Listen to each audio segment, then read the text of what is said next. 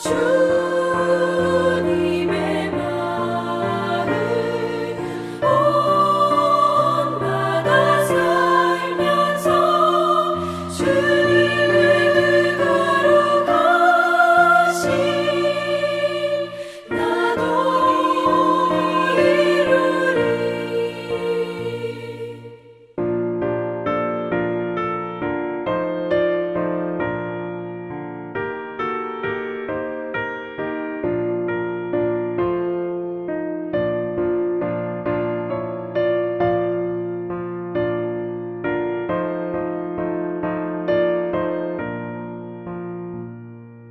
가는 길 거치고 험하여도 내 맘에 불평이 없어짐은 십자가 고난을 이겨내신 주님의 마음 본받음이라. 주님의 마음 온받아 살면서 주님의 거룩하신 나도 이루리. 주 예수 세상에 다시 오실 그날엔 무성도 변화하여 주님의 빛나는 그 영상을 다 함께 보며 주 찬양하리. 주님의 마음 온받아 살면서 주님의 거룩하신 나도 이루리.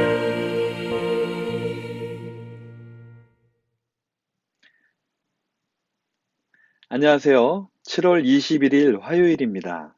오늘은 역대상 23장과 24장의 말씀을 살펴보도록 하겠습니다. 먼저 기도하고 시작하겠습니다. 하나님 아버지, 오늘도 귀한 하루 허락해 주시고 영생에 잇대어 살게 하심을 감사합니다. 하나님 아버지와의 영원한 교제에 대해서 생각해 볼 때에 저희들의 생각으로는 상상도 할 수 없지만 성경 말씀을 통해 하나님과의 관계에 대해서 조금씩 알게 하심에 감사합니다. 오늘도 허락하신 말씀을 묵상하며 영원한 하나님의 나라를 준비하며 살아가는 저희들 되게 하여 주시옵소서. 예수님의 이름으로 기도합니다. 아멘. 역대상 23장. 다윗은 나이를 많이 먹어서 늙었을 때에 아들 솔로몬을 이스라엘의 왕으로 세웠다. 다윗 왕은 이스라엘 모든 지도자와 제사장과 레위 사람을 불러 모았다. 30살이 넘은 레위 사람의 인구를 조사하였는데 남자의 수가 모두 38,000명이었다. 이 가운데 24,000명은 주님의 성전 일을 맡은 사람이고 6,000명은 서기관과 재판관이고 4,000명은 문지기이고 나머지 4,000명은 다윗이 찬양하는 데 쓰려고 만든 악기로 주님을 찬양하는 사람이다. 다윗은 레위의 자손 게르손과 고핫과 무라리를 족속을 따라 갈레별로 나누었다. 게르손 족속에는 라단과 시므이가 있다. 라단의 아들은 족장 여히엘과 세담과 요엘 이렇게 세 사람이다. 시므이의 아들은 슬로밋과 하시엘과 하란 이렇게 세 사람이고 이들 모두가 라단 가문의 족장이다. 또 시므이의 아들은 야핫과 시나와 여우스와 브리아이다. 이 네 사람도 시므이의 아들이다. 야핫은 족장이고 그 다음은 시사이다. 여우스와 브리아는 아들이 많지 않아서 한 집안 한 갈래로 간주되었다. 고핫의 아들은 아므람과 이스할과 헤브론과 우시엘 이렇게 네 사람이다. 아므람의 아들은 아론과 모세이다.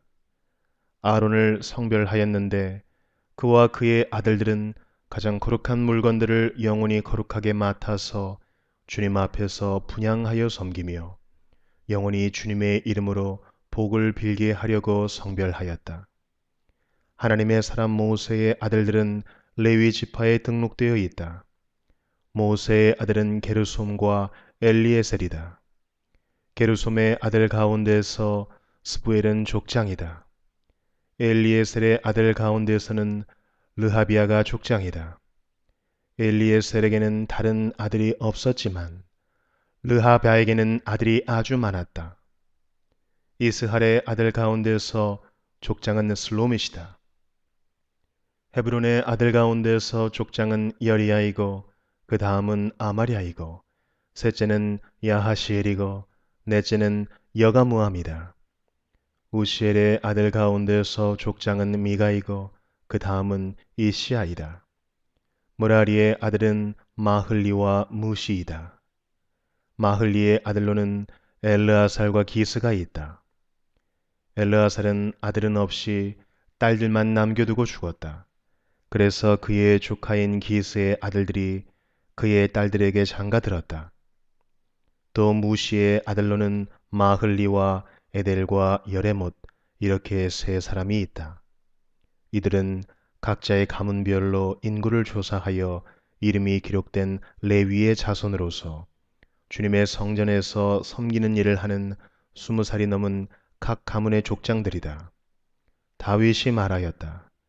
주 이스라엘의 하나님께서 그의 백성에게 평안을 주시고 예루살렘에 영원히 계실 것이므로 레위 사람이 다시는 성막과 그를 섬기는 모든 기구를 맬 필요가 없다. 다윗의 유언에 따라 20살이 넘은 레위의 자손을 조사하였다. 그들의 임무는 아론의 자손을 도와 주님의 성전과 뜰과 방을 보살피고 모든 거룩한 물건을 깨끗이 닦는 일, 곧 하나님의 성전에서 섬기는 일과 또 상 위에 늘 차려놓는 빵과 곡식 제물의 밀가루와 누룩을 넣지 않고 만든 빵을 냄비로 굽는 일과 반죽하는 일과 저울질을 하고 자로 재는 모든 일을 맡았다. 또 아침 저녁으로 주님께 감사와 찬송을 드리며 안식일과 초하루와 절기에 주님께 번제를 드리되 규례에 따라 정한 수대로 거르지 않고 항상 주님 앞에 드리는 일을 맡았다. 이렇게 그들은 회막과 성소를 보살피는 책임과 그들의 친족 아론 자손을 도와 주님의 성전에서 섬기는 책임을 맡았다. 역대상 24장. 아론 자손의 갈래는 다음과 같다. 아론의 아들은 나답과 아비후와 엘르아살과 이다말이다.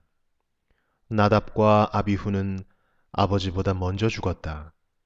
그들에게는 아들이 없었으므로 엘르아살과 이다말이 제사장이 되었다. 다윗은 엘르아살의 자손 사독과 이다말의 자손 아히멜렉과 함께 아론 자손의 갈래를 만들어서 그들이 할 일에 따라 직무를 맡겼다. 엘르아살 자손 가운데서 족장이 될 만한 사람이 이다말 자손에서보다 더 많았으므로 엘르아살 자손을 그 가문을 따라 16명의 족장으로, 그리고 이다말 자손은 그 가문을 따라 8명의 족장으로 나누었다. 성전에서 하나님의 일을 할 지도자들이 엘르아살 자손과 이다말 자손 가운데 모두 다 있으므로 이 두 가문을 제비 뽑아 공평하게 갈래를 나누었다. 레위 사람 느다넬의 아들 서기관 스마야가 왕과 지도자들과 제사장 사독과 아비아달의 아들 아히멜렉과 제사장과 레위 사람 가문의 지도자들이 지켜보는 앞에서 엘르아살과 이다말 가문 가운데서 한 집씩 제비를 뽑아 그들의 이름을 기록하였다.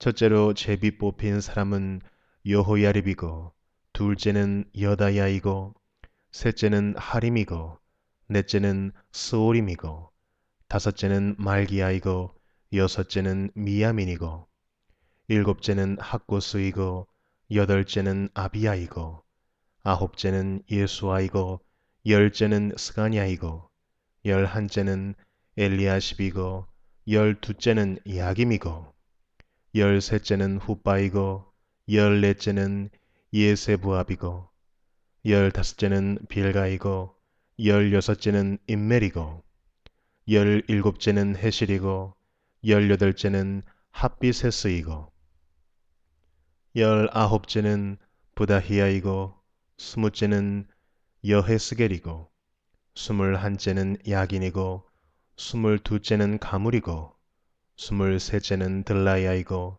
스물넷째는 마아시아이다. 그들은 하는 일에 따라 주님의 성전에 들어가서 주 이스라엘의 하나님께서 그들의 조상 아론을 시켜서 지시하신 규례대로 직무를 수행하였다. 나머지 레위 자손은 아므람의 자손인 수바엘과 수바엘의 자손인 예드야와 르하비아의 가문에서 족장 르하비아의 자손인 이시야와 이스할의 가문에서 슬로못과 슬로못의 자손인 야핫과 헤브론의 아들 가운데서 맏아들 여리야와 둘째 아마리아와 셋째 야하시엘과 넷째 여가무함이고 우시엘의 자손인 미가와 미가의 자손인 사밀과 미가의 아우 이시야와 이시야의 자손인 스가랴와 무라리의 자손인 마흘리와 무시이다. 또 야시야의 아들인 분노가 있다. 무라리의 자손 야시야 가문의 분노와 소함과 삭굴과 이무리가 있고 마흘리 가문에는 엘르아살이 있다. 엘르아살에게는 아들이 없다.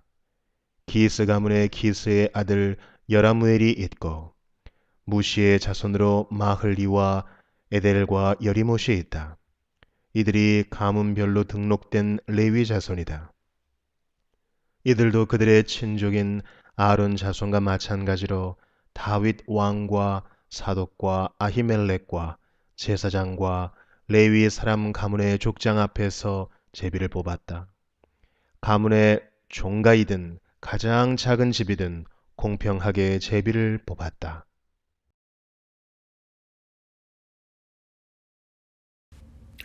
어제 우리는 성전의 의미를 살펴보고 성전을 짓기 위해 다윗이 준비한 세 가지를 살펴보았습니다. 오늘은 다윗이 완성될 성전에서 일할 사람을 준비하는 내용을 살펴보도록 하겠습니다. 역대상 23장 1절은 이렇게 시작하고 있습니다. 다윗은 나이를 많이 먹어서 늙었을 때에 아들 솔로몬을 이스라엘의 왕으로 세웠다. 어제 보았던 22장에 보면 다윗이 아직 늙지 않았을 때에 솔로몬에게 성전을 지을 것을 부탁하면서 어리고 약한 솔로몬을 위해 더 준비해야겠다라고 생각했다는 것을 기록한 부분이 있습니다. 이것을 보면 다윗의 여러 왕자들 가운데 솔로몬은 그다지 힘이 세거나 용맹하거나 하는 그런 특별한 점은 없었던 것 같습니다. 그러기에 다윗은 더욱 마음을 써서 솔로몬을 위해 준비를 하지 않았을까 하는 생각이 듭니다. 이제 다윗은 늙었고 솔로몬이 왕이 되었습니다. 그리고 성전 건축이 곧 시작될 것입니다. 다윗은 성전을 섬길 사람들을 조직하고 정비하는 일을 시작합니다.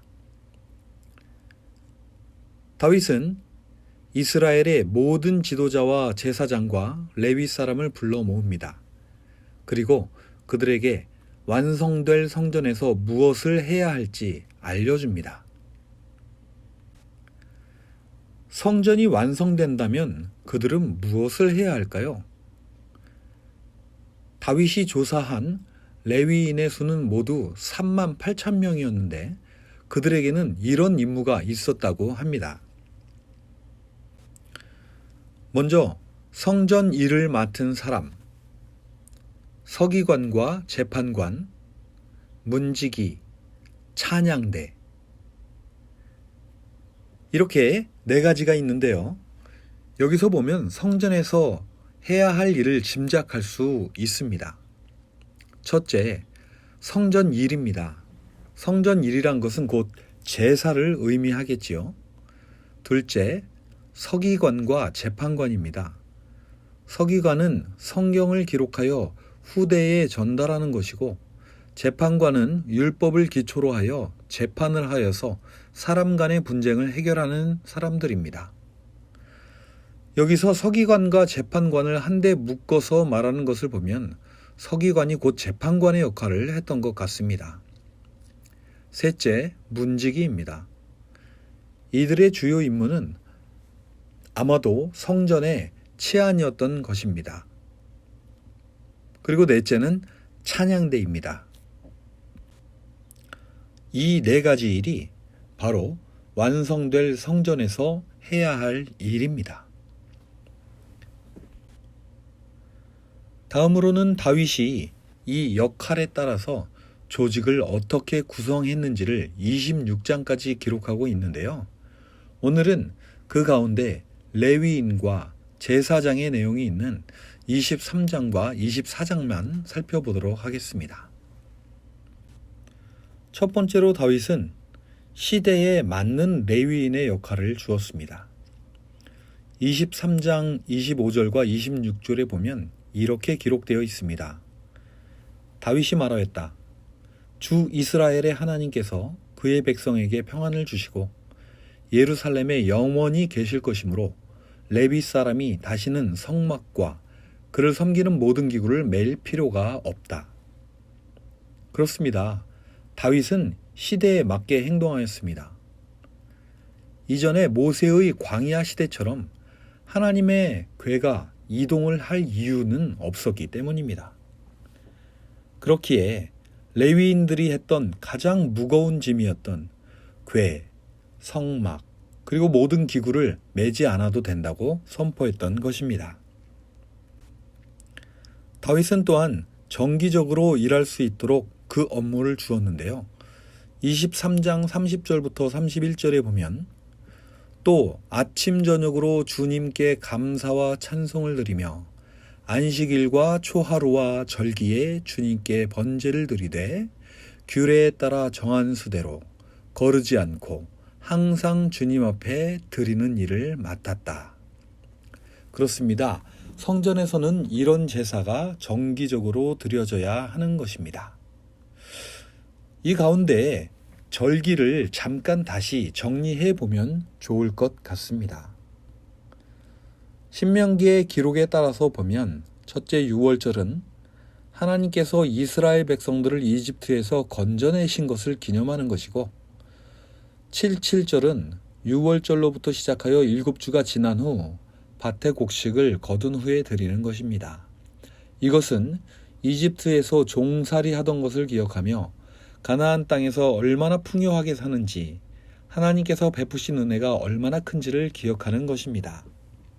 그리고 셋째, 초막절은 타작 마당과 포도주 틀에서 소출을 거두어 드릴 때에 7일 동안 초막에서 지내며 그들의 광야 생활을 기억하고 하나님께서 이스라엘 백성들이 손댄 모든 것을 축복해 주신 것에 대해서 감사하는 절기입니다. 다윗은 하나님께서 영원히 함께하는 이스라엘을 꿈꾸었습니다. 그래서 그는 매일, 매주, 매월, 매년 하나님과 함께할 수 있도록 하였습니다. 또한 다윗은 역할별로 구별하여서 세웠습니다. 23장은 레위인이 해야 할 일을 정리해 놓았고 24장은 제사장들이 맡은 일을 기록하고 있음을 볼 수 있습니다.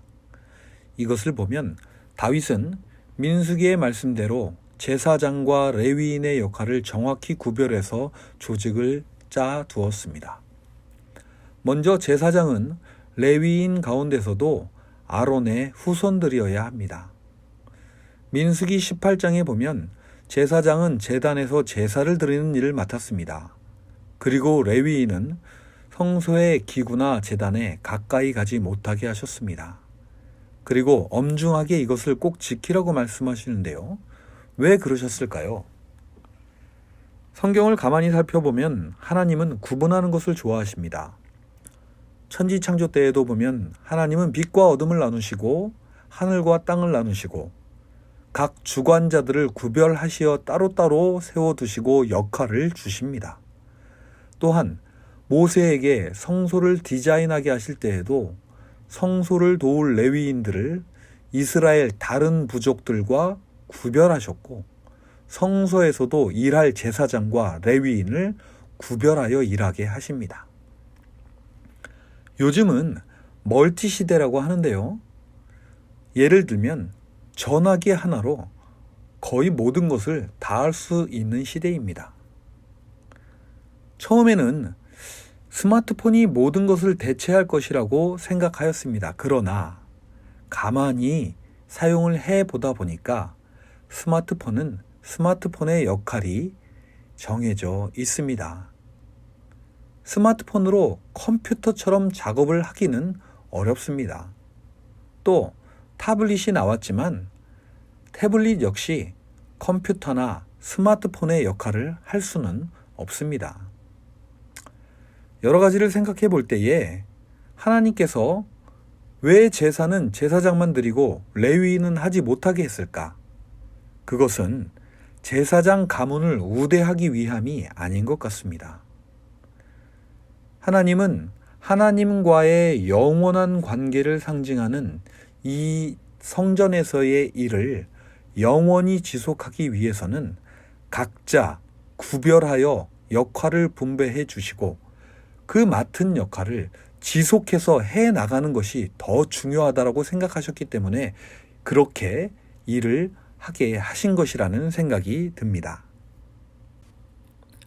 네 번째로 다윗은 다음 세대를 준비하였습니다. 23장으로 돌아가 27절부터 기록을 살펴보면 이렇게 기록되어 있습니다. 다윗의 유언에 따라 20살이 넘은 레위 자손을 조사하였다. 그들의 임무는 아론의 자손을 도와 주님의 성전들과 방을 보살피고 모든 거룩한 물건을 깨끗이 닦는 일, 곧 하나님의 성전에서 섬기는 일과 또 상 위에 늘 차려놓는 빵과 곡식 제물의 밀가루와 누룩을 넣지 않고 만든 빵을 냄비로 굽는 일과 반죽하는 일과 저울질을 하고 자로 재는 모든 일을 맡았다. 또 아침 저녁으로 주님께 감사와 찬송을 드리며 안식일과 초하루절기에 주님께 번제를 드리되 규례에 따라 정한 수대로 거르지 않고 항상 주님 앞에 드리는 일을 맡았다. 민수기에 보면 성전에서 섬길 레위인의 나이를 30세 이상으로 하고 있고 다윗도 그래서 30세 이상의 레위인을 조사하였던 것입니다. 그런데 다윗의 유언을 살펴보면 다윗은 유언을 남기면서 20세 이상의 레위인을 다시 조사하게 하였습니다. 이들의 역할이 무엇이었는지를 보면 왜 그랬는지 짐작을 할 수 있을 것 같습니다. 위의 말씀을 보면 20세 이상의 레위인들은 제사장의 일을 돕는 일을 합니다. 제사장의 가장 중요한 역할은 바로 제사를 드리는 일이죠. 이 제사란 하나님과 인간이 만날 수 있는 길을 열어주는 것과 같은 것입니다. 하나님의 전에서 일할 수 있는 나이는 30세입니다. 그런데 왜 20세의 레위인을 조사해서 그들을 불러서 제사장들을 돕게 했을까요?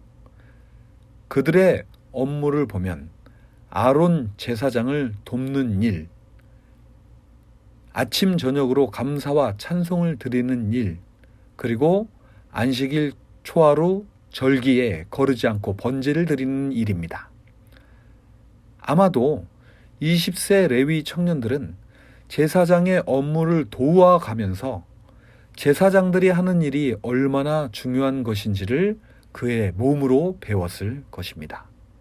그리고 그들이 30세가 되어서 성전에서 각자 맡은 일들을 할 때에 그들이 비록 제사와 관련되지 않는 다른 일을 한다 할지라도 20세 때부터 해온 제사장을 도왔던 일들을 기억하며 이 성전이 왜 존재해야 하며 레위인들이 왜 있어야 하는지를 잊지 않았을 것입니다. 23장과 24장을 살펴보면서 마지막으로 한 가지를 정리해 볼 수 있겠는데요. 그것은 다윗이 성전에서의 모든 임무를 누군가의 독점으로 차지하지 못하도록 한 것입니다. 24장 5절, 6절 그리고 31절에 보면 이렇게 기록되어 있습니다. 성전에서 하나님의 일을 할 지도자들이 엘르아살 자손과 이다말 자손 가운데 모두 다 있으므로 이 두 가문을 제비 뽑아 공평하게 갈래를 나누었다. 레위 사람 느다넬의 아들 서기관 스마야가 왕과 지도자들과 제사장 사독과 아비아달의 아들 아히멜렉과 제사장과 레위 사람 가문의 지도자들이 지켜보는 앞에서 엘르아살과 이다말 가문 가운데서 한 집씩 제비를 뽑아 그들의 이름을 기록하였다. 이들도 그들의 친족인 아론 자손과 마찬가지로 다윗 왕과 사독과 아히멜렉과 제사장과 레위 사람 가문의 족장 앞에서 제비를 뽑았다. 가문의 종가이든 가장 작은 집이든 공평하게 제비를 뽑았다. 그렇습니다. 다윗은 하나님의 섭리가 이루어지기 위해서 누군가 한 사람이 이를 독점하지 못하게 하였습니다. 그리고 그 일을 배분함에 있어서도 사람의 손이 타지 못하도록 제비를 뽑았습니다. 이것은 곧 다윗이 어떻게 해서 늙어 죽을 때까지 그의 나라가 지속될 수 있었는지를 보여주는 대목인 것 같습니다. 오늘 다윗이 완성될 성전을 바라보며 준비한 사람들은 바로 이 레위 사람이었습니다. 오늘 말씀을 정리해보면 다윗은 성전에서 섬길 사람들을 준비할 때에 역할에 따라 시대에 맞게 정기적으로 일할 수 있도록 하였습니다. 그리고 사람들을 세울 때는 구별하여 세웠습니다. 또한 다음 세대를 준비하는 것을 잊지 않았고 이 모든 일을 공평하게 처리하였다라는 것을 볼 수 있었습니다. 오늘 참 많은 것들을 정리해 보았습니다. 그런데 그 가운데 제 마음에 남는 것 한 가지는 관계를 지속하기 위해서는 변치 않는 마음과 정기적인 만남이 있어야 한다는 것입니다. 사람들과의 관계를 지속하는 일도 쉽지 않습니다. 왜냐하면 상황이 우리를 그냥 놔두지 않기 때문입니다. 하물며 우리 눈에 보이지 않는 하나님에 대한 관계를 지속한다는 것, 그리 쉬운 일만은 아닌 것 같습니다. 잠언은 우리들에게 이렇게 조언합니다. 무릇 지킬 만한 것보다 더욱 내 마음을 지키라. 생명의 근원이 이에게서 남이니라. 잠언 4장 23절의 말씀인데요. 오늘도 무엇보다 마음을 지키셔서 우리 하나님과 또 저희들에게 허락하신 모든 사람들과 더욱 친밀해지시는 저와 여러분이 되시기를 바랍니다. 기도하시겠습니다. 더운 여름이 시작되었습니다. 아직도 전염병 소식은 계속되고 있습니다. 주님, 그러나 뜨거운 햇볕에 곡식들이 알차고 튼실하게 익어가듯이 더울수록 어려울수록 더욱 말씀을 묵상하며 저희들의 믿음이 성숙하고 깊어지는 계절이 되게 하여 주시옵소서. 그리하여 다가올 추수의 계절을 기쁨으로 맞이하는 우리 모두가 되게 하여 주시옵소서. 오늘도 계속되는 담임 목사님의 신방 가운데 함께 하여 주셔서 방문하시는 곳마다 하나님의 은혜와 사랑이 넘치는 복된 방문이 되게 하여 주시옵시고 오고 가는 모든 길을 지켜주셔서 사고 없이 무사히 운행하실 수 있도록 운전대를 붙잡아 주시옵소서. 늘 저희 곁에 계셔서 평안을 주시고 갈 길을 인도하시는 우리 주 예수님의 이름으로 기도합니다. 아멘. 오늘도 우리 주님 안에서 평안한 하루 보내시기를 바랍니다. 감사합니다.